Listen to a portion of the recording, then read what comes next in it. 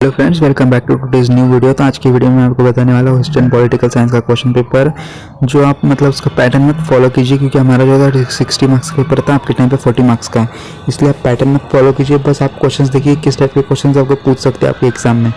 तो फर्स्ट होता है MCQ। Voltaire's original name was Francisco Maria Arouet, इसका करेक्ट आंसर है। Then dash is a traveller who created world map and globe of the earth, इसका answer है Gerardus मेर्काटोर।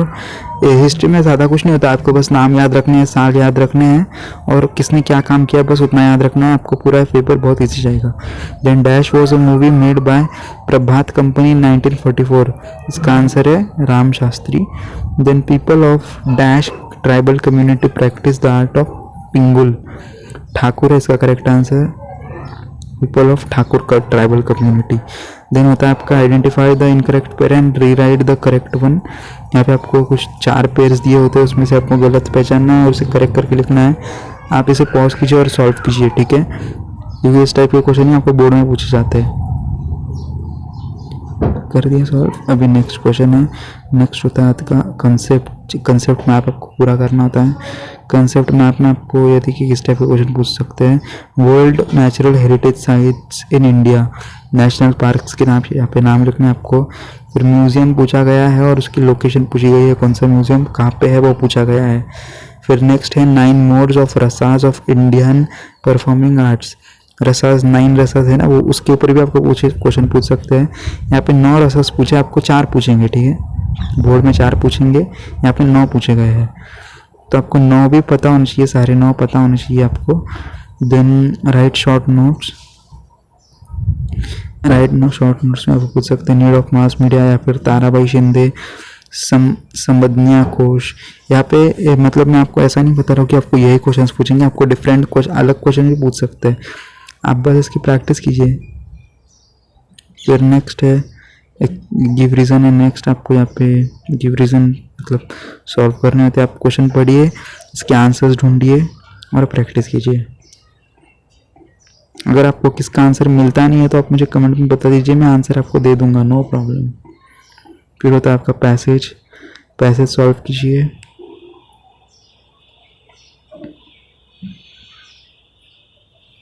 फिर answer in detail पूछा जाता है आपको।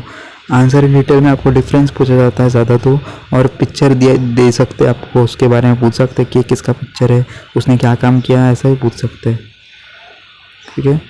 फिर नेक्स्ट है पॉलिटिकल साइंस में आपको देखिए किस टाइप के MCQ पूछे जाते हैं।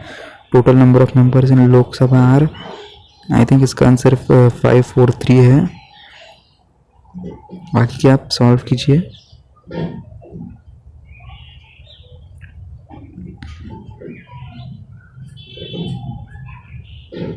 फिर आपका नेक्स्ट क्वेश्चन ट्रू और फॉल्स विद रीज़न। ट्रू और फॉल्स आपको यहाँ पे बताना है और रीज़न भी देना है, क्यों ट्रू है, अगर फॉल्स है तो क्यों फॉल्स है। फॉल्स होगा ना तो आपको उसे करेक्ट करके लिखना है और रीज़न भी बताना है, ट्रू होगा तो आपको सिर्फ रीज़न देना है।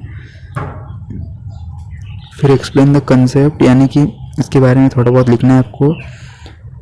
इसमें आपको क्या पूछा जाता है ज़्यादा, तो आपको इसमें पूछ सकते हैं इलेक्शन के बारे में पूछ सकते हैं, या फिर मूवमेंट्स के बारे में पूछ सकते हैं, पार्टीज़ के बारे में पूछ सकते हैं, ठीक है। ये 3 टॉपिक्स इंपॉर्टेंट है यहाँ पे। कंसेप्ट का मतलब पूरे पॉलिटिकल साइंस में ये 3 टॉपिक्स इंपॉर्टेंट है। कौन से पॉलिटिकल पार्टीज, फिर मतलब इलेक्शन प्रोसेस और मूवमेंट्स।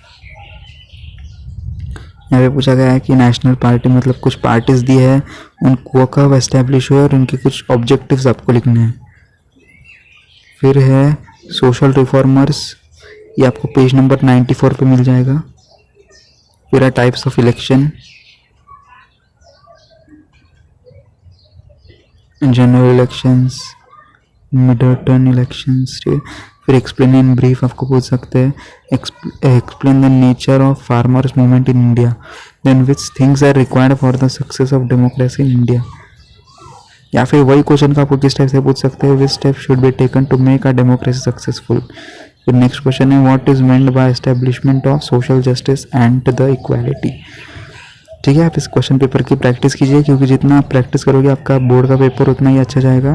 प्रैक्टिस कीजिए, सॉल्व कीजिए। अगर कभी कुछ अड़चन आपको आती है तो आप कमेंट में बता दीजिए, मैं आपको उसके आंसर दे दूंगा, ठीक है। मेरे पास सारे आंसर पड़े हुए हैं, मैं आपको आंसर्स दे दूंगा अगर आपको चाहिए होगे तो मिलते हैं हमारे नेक्स्ट वीडियो के साथ जल्दी। तब तक के लिए good bye, take care, stay home, stay safe.